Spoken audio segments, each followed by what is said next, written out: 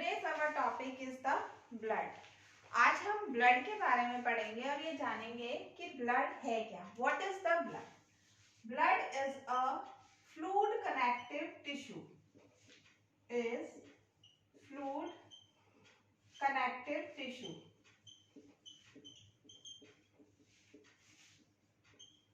Tissue. जिसका कि काम क्या होता है? That transports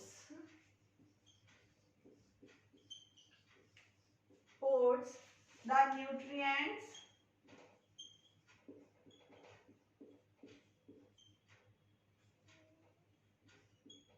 oxygen and essential substances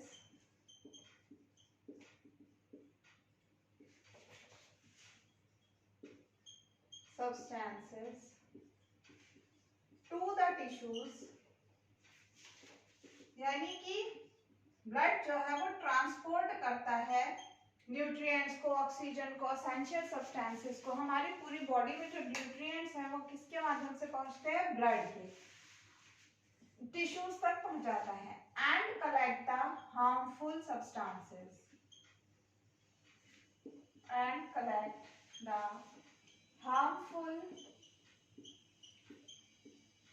substances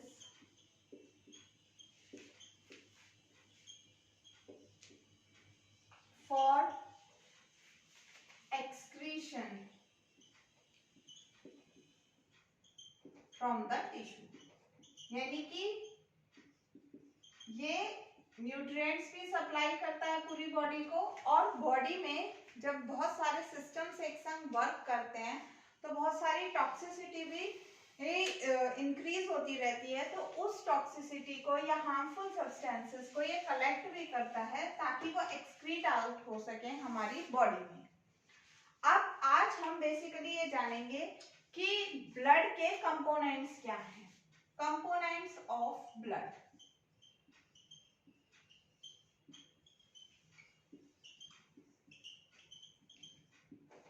Blood is basically consist of 4 parts.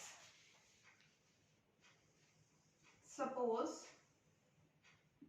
this is a test tube in which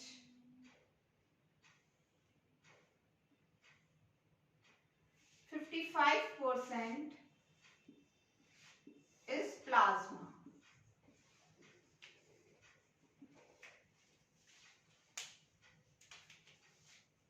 1%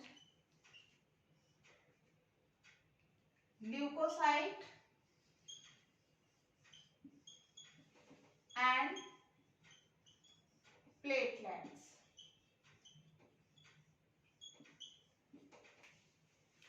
And 44% erythrocytes. Erythrocytes are the red blood corpuscles. तो हमारा blood जो है उसकी कंपोजिशन में 55% प्लाज्मा है, 1% leucocyte और platelets हैं और 44% इराइथ्रोसाइट्स हैं. ये प्लाज्मा क्या है? It just like a fluid. एक प्लाज्मा जो है विस्कस फ्लूइड है जिसमें कि ये सारे पार्टिकल्स सस्पेंड करते रहते हैं. जैसे कि रेड ब्लड कार्पसेल्स हो गए, तो ब्लड कार्पसेल्स, इसमें ल्यूकोसाइट्स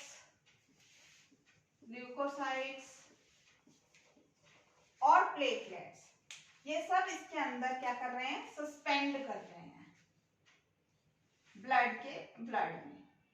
तो ब्लड में जो बेस है वो क्या है? प्लाज्मा. प्लाज्मा एक तरह से जैसे कि आप एक ट्रांसपेरेंट कांच की बोतल ले लीजिए, उसमें पानी भर लीजिए, तो पानी क्या हो गया? प्लाज्मा, जो कि 55% है. उसमें हम डिफरेंट कलर्स की जो स्प्रिंकल्स आते हैं या चमकीली जो होती है उसको स्प्रिंकल कर दें, रेड, गोल्डन और ये सारे, तो वो उसमें तैरते रहेंगे. तो इसी तरह से प्लाज्मा में ल्यूकोसाइट, प्लेटलेट्स और इराइथ्रोसाइट सस्पेंड कर रहे हैं या फ्लोट कर रहे हैं. तो ये हमारा कंपोजिशन है ब्लड का. अब हम देख लेते हैं अलग अलग तरह के क्या होते हैं। फर्स्ट, और ये तीनों जो हैं ये हमारे फॉर्म्ड कंपाउंड्स हैं।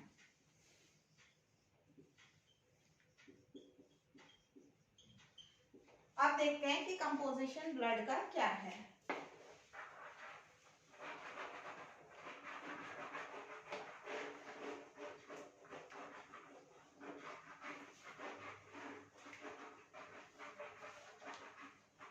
बहुत टफ नहीं है, थोड़ा सा ध्यान रखने की जरूरत है, उसी से सारी चीजें होती चली जाती हैं।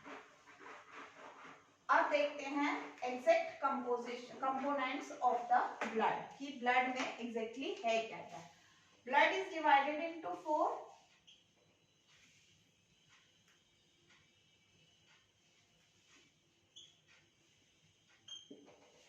First is plasma, second is erythrocytes, leukocytes and platelets. Leukocyte is again divided into two, granulocytes and agranulocytes. Granulocytes and agranulocytes.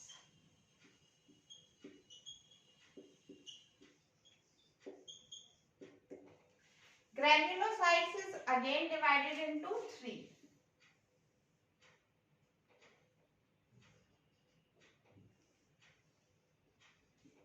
These are neutrophils,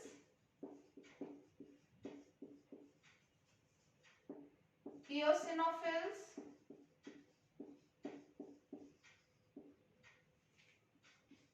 and basophils.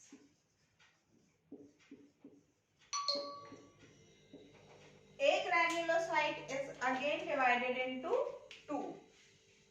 These are lymphocytes and monocytes. Lymphocytes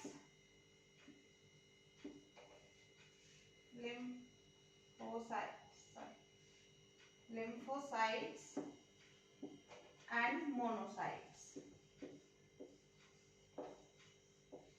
Lymphocyte is again divided into two, T lymphocytes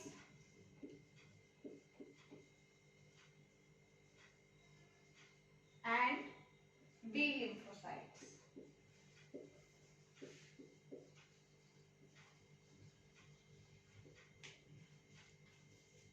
This is the correct composition of the blood. तो अब हमने इसमें क्या देखा कि blood जो है वो हमारा सब चार मेन चीजों से मिलकर बनता है। First is plasma, erythrocytes are the red blood corpuscles, leukocyte white blood corpuscles of the cells, and platelets. Leukocyte again divided into two, granulocytes and agranulocytes. Granulocytes is again divided into neutrophils, eosinophils, and basophils. Agranulocyte is divided into two, lymphocytes, monocytes. Lymphocyte is again divided into T lymphocytes and B lymphocytes. अब हम एक एक करके सबके बारे में देख लेते हैं। सबसे पहले है हमारा प्लाज्मा। प्लाज्मा मैंने जैसे पहले ही बताया कि एक फ्लूइड है, it is a coloured viscous fluid.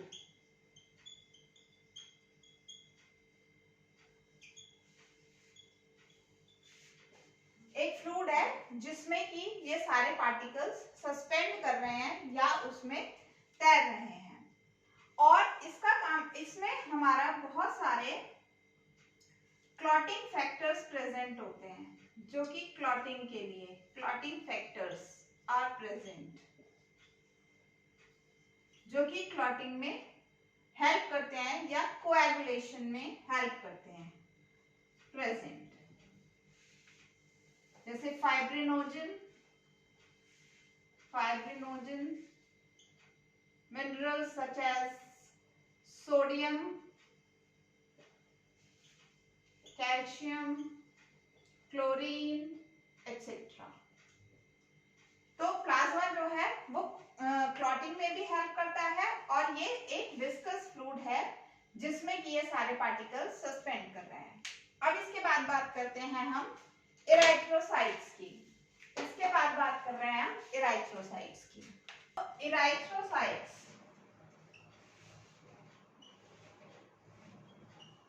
First of all ये देख लेते हैं what is the structure of erythrocytes. Erythrocytes क्या होते हैं? Biconcave, round biconcave structure. जैसे कि हम थोड़ी सी क्ले लें और उसके एक राउंड बना के दोनों तरफ से उंगली से उसको इस तरह से प्रेस कर दें तो क्या होगा, दोनों तरफ से वो अंदर की तरफ दब जाएगा तो वो बाइकनकेव स्ट्रक्चर हो जाएगा। तो ये क्या है? स्फेरिकल बाइकनकेव और द फ्लैटेंड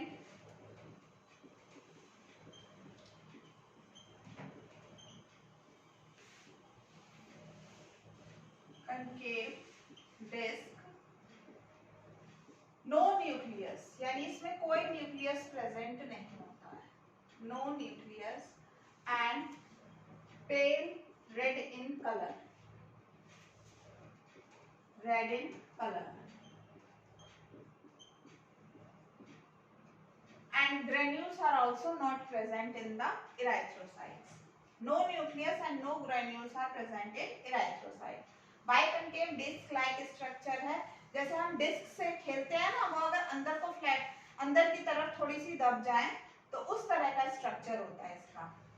ये it transports the oxygen, it transport the oxygen and some carbon dioxide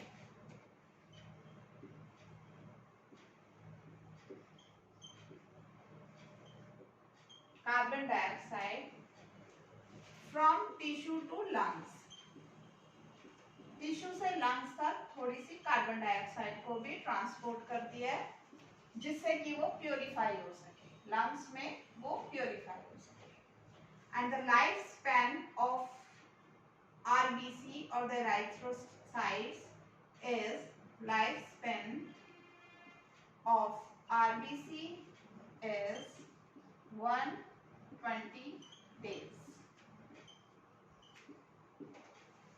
Then comes to the leukocytes.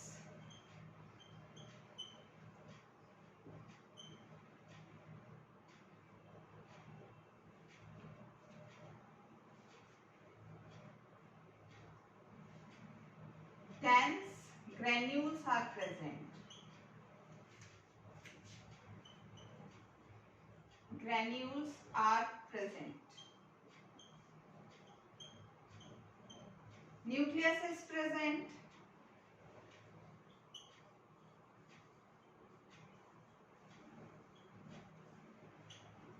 Helps in the body defense mechanism.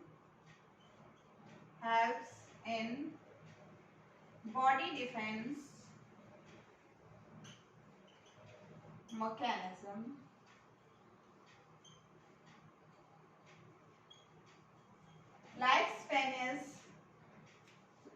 Lifespan is few hours to days, यानी कि कुछ घंटों की होती है या फिर कुछ दिनों की, few hours to days.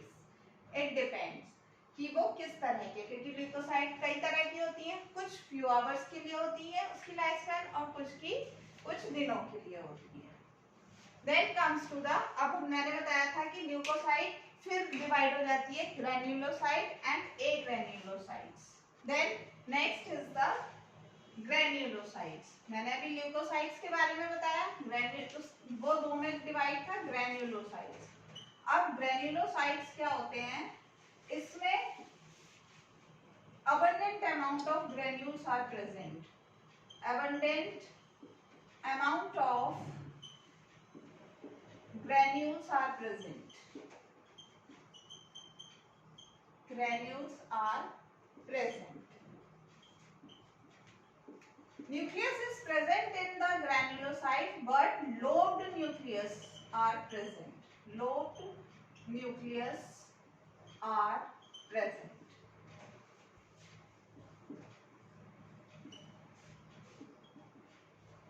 Non-specific immunity helps in the non-specific immunity.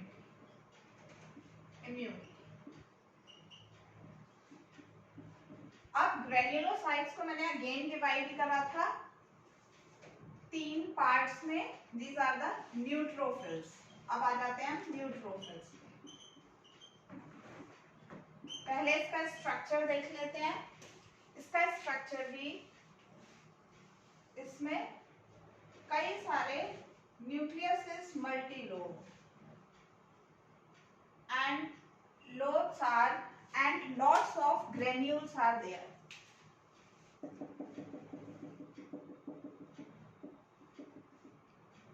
Lobed nucleus and these are the granules.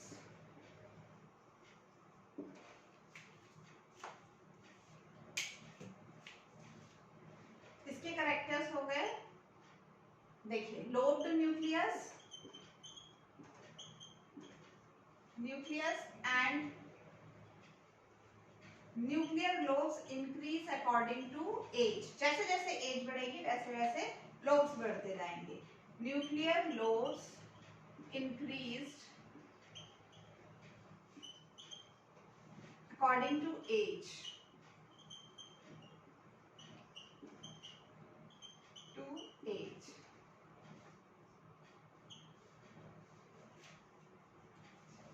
Granules release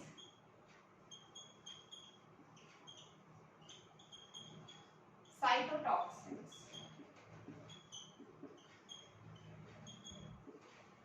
It helps in bacterial infection. अगर कोई बैक्टीरिया का इन्फेक्शन हुआ है तो उसमें हमारे न्यूट्रोफिल्स हमें हेल्प करते हैं. Bacterial infection.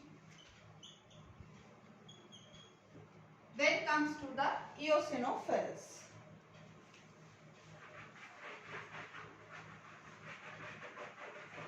Second is eosinophils.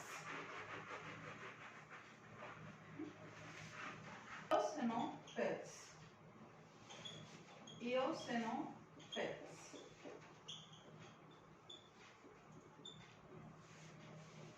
इसका भी स्ट्रक्चर पहले देख लेते हैं. इसमें जो न्यूक्लियस है वो 2 लोब्ड होगा.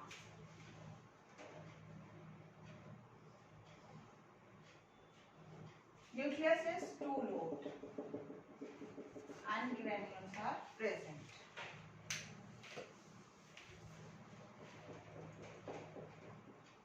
Nucleus is 2 lobed.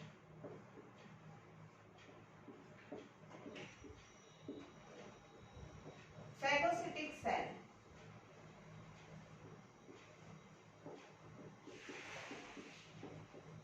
Releases antihistamines.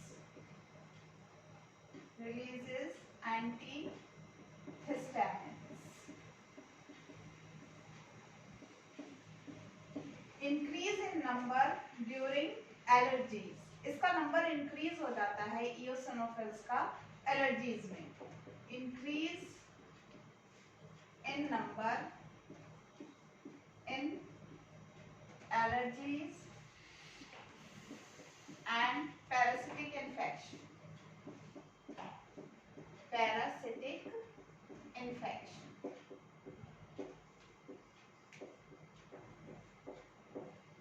Then comes to the basophils. Third one is the basophils.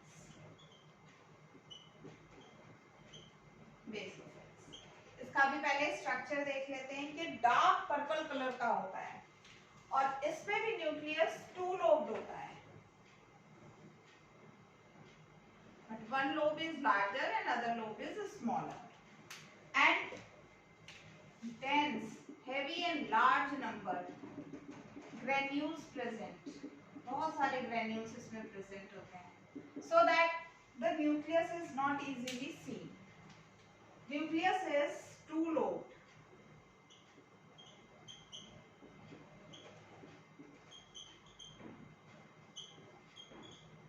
Two-lobed, but difficult to see.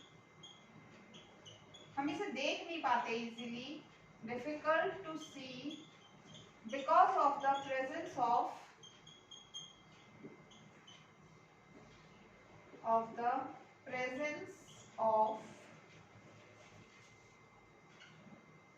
heavy and large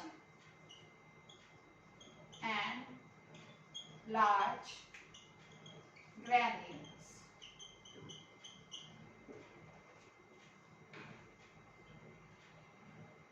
These are also the phagocytic cells. These are also the phagocytic cells.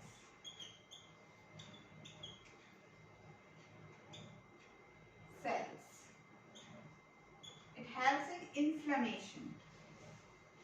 It helps in inflammation.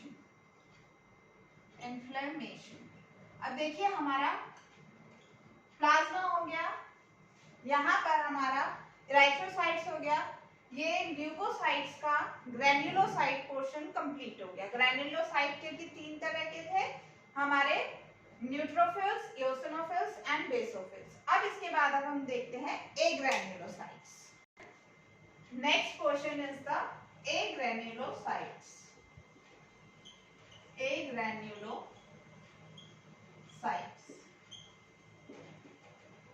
Granules are present but not in abundant amount.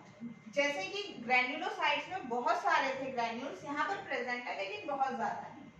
तो granules are present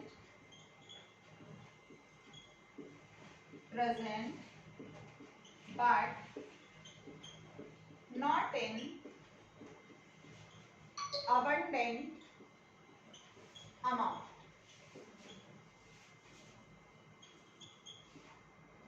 And nucleus is simple. Nucleus बिल्कुल simple सा है, lobed नहीं है इसमें। जैसे उसमें सब में लोब्स प्रेजेंट है, कहीं मल्टीलोब कहीं टू लोब, यहाँ पर nucleus is simple. And agranulocytes also helps in the body defences. Body को डिफेंड करते हैं। ल्यूकोसाइट बेसिकली बॉडी को, हमारी बॉडी को इम्यूनिटी प्रोवाइड करते हैं, बॉडी डिफेंसेस। देन एग्रैन्युलोसाइट फिर से हमने डिवाइड करे थे किसमें, इसका फर्स्ट था हमारा monocytes and lymphocytes.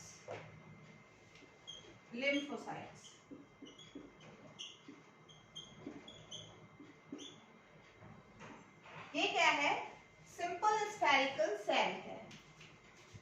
This is also a simple spherical cell with a large nucleus. इसमें large nucleus है and granules are present in little bit, not too much. This is the lymphocyte. Spherical cell with large nucleus.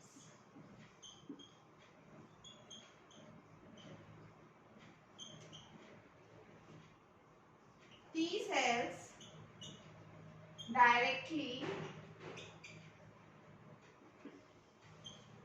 attack the other tissues.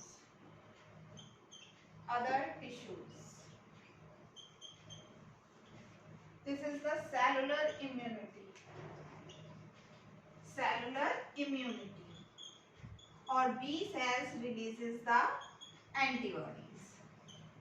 B cell releases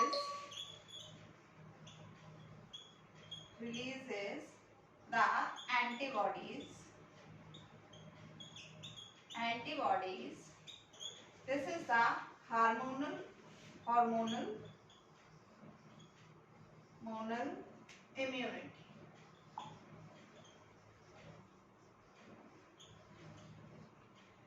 Then comes to the monocytes, क्योंकि एक granulocyte is divided into lymphocytes and monocytes. अब हम देखते हैं monocytes क्या होते हैं। Next one is monocytes. Second one is monocytes. Structure of monocyte is also very simple, but the nucleus is horseshoe shaped. Very little bit differences in between the cells of the blood. मतलब थोड़े थोड़े से differences हैं। This is the largest leukocyte, यानी कि leukocytes की सबसे बड़ी सेल जो होती है वो मोनोसाइट्स ही होती है। Largest leukocyte and the nucleus is horseshoe shaped. Horseshoe shaped.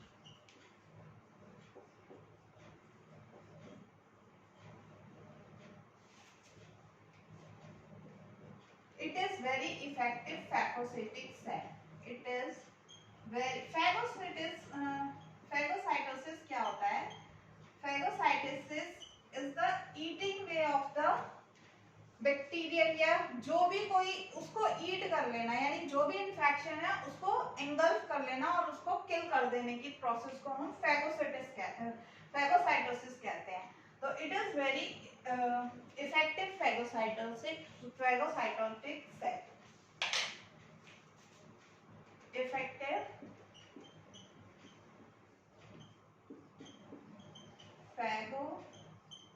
phagocytic cell. Then comes the last component of the blood, that is platelets.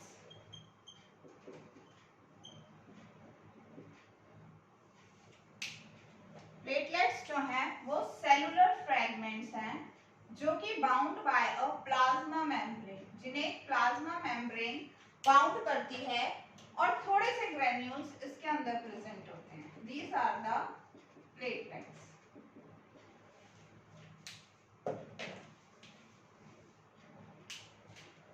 cellular fragments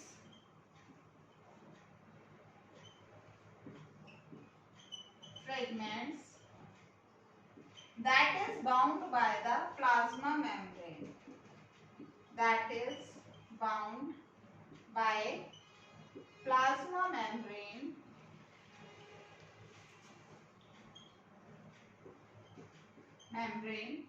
and granules also present.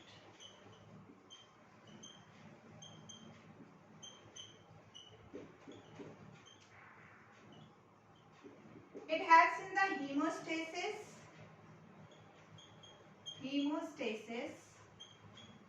and release growth factors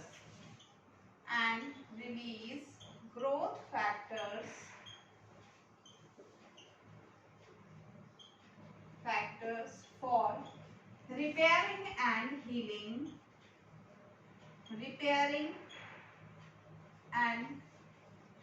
of the tissue. इसीलिए जब हमें कोई भी fever आता है तो platelets down होती हैं, तो हम अगर बीमार होते हैं तो हम सही नहीं हो पाते, यानी फीवर चढ़ गया। अब क्योंकि प्लेटलेट्स कम होंगी तो ये जो ग्रोथ फैक्टर्स है वो रिलीज ही नहीं हो पाएंगे, तो हमारी बॉडी रिपेयर और हील नहीं कर पाती है।